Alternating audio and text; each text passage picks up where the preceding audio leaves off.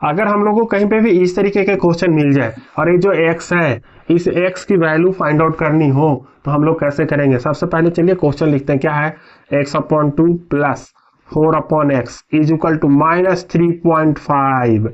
अब क्या करें भैया, इन दोनों का क्रॉस मल्टीप्लीकेशन ऐसे।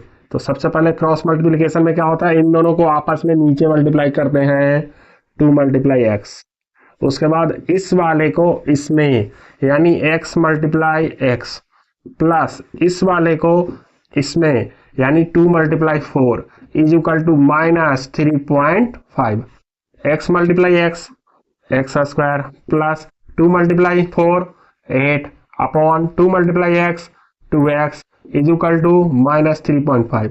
अब इसके बाद क्या, 3.5 के नीचे कुछ नहीं 1 लिख दो।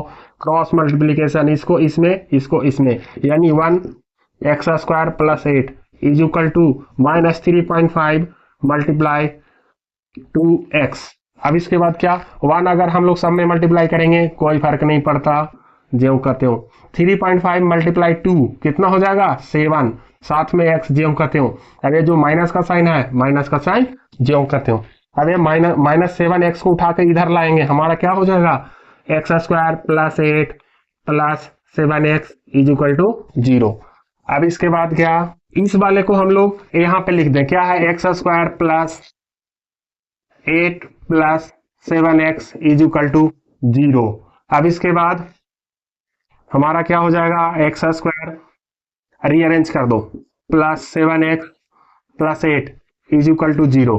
अब इसके बाद हम लोग क्या करें, अब हमको इसको ब्रेक करना पड़ेगा। मिडिल टर्म स्प्लिट कर पाएंगे क्या, मिडिल टर्म स्प्लिट करने में हमारी हालत खराब हो जाएगी। तो हम लोग एक फॉर्मूला जानते हैं, अगर ऐसा क्वाड्रेटिक इक्वेशन बन रहा है तो x is equal to formula होता है direct -b plus minus √b² minus 4ac upon 2a। ठीक है, तो हमारा a जो है वो क्या है, तो x² के साथ जो हमारा मल्टीप्लाई है वो हमारा जैसे देखो ax² plus bx plus c is equal to 0। a होता है स्टैंडर्ड फॉर्म, यानी x² के साथ जो मल्टीप्लाई होता है वो हमारा a होता है, x के साथ जो मल्टीप्लाई होता है वो हमारा b होता है, और जो कांस्टेंट होता है अकेला वो हमारा c होता है। तो यहाँ पे x² के साथ कौन मल्टीप्लाई है, कुछ भी नहीं है यानी कि 1, यानी a इज इक्वल टू 1।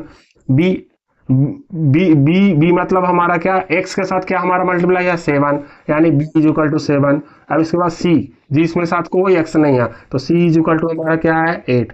अब इसके बाद ये सारी वैल्यूज हम लोग इसमें रख दें, फॉर्मूले में रख दें। तो हमारा फॉर्मूला क्या है भैया, -b प्लस माइनस, तो b हमारा क्या है 7, यानी -7 माइनस फॉर्मूले का प्लस माइनस √b² यानी 7² माइनस 4 मल्टीप्लाई a यानी 1 c यानी 8 अपॉन 2 मल्टीप्लाई a यानी 1।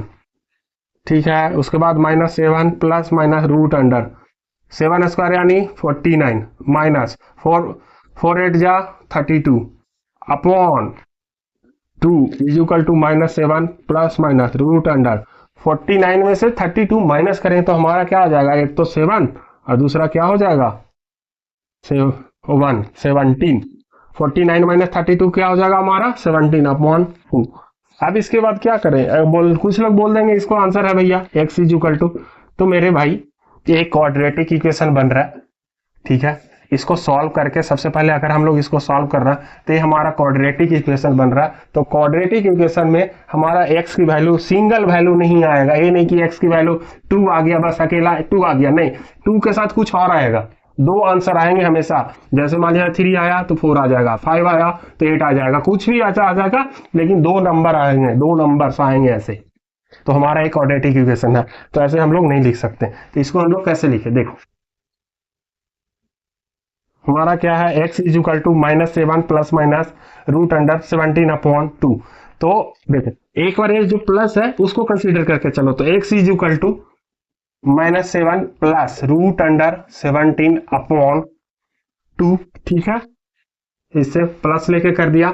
अब दूसरे बार क्या कर दो -7, ये जो प्लस की जगह पर नीचे जो माइनस है ना उसको माइनस रखो ऐसे, उसके बाद 17 रूट अंडर में अपॉन 2। ये दोनों जो आया ना ये भी आंसर है हमारा और ये भी आंसर है, दोनों आंसर हमारा हो सकता है, हो सकता नहीं होगा।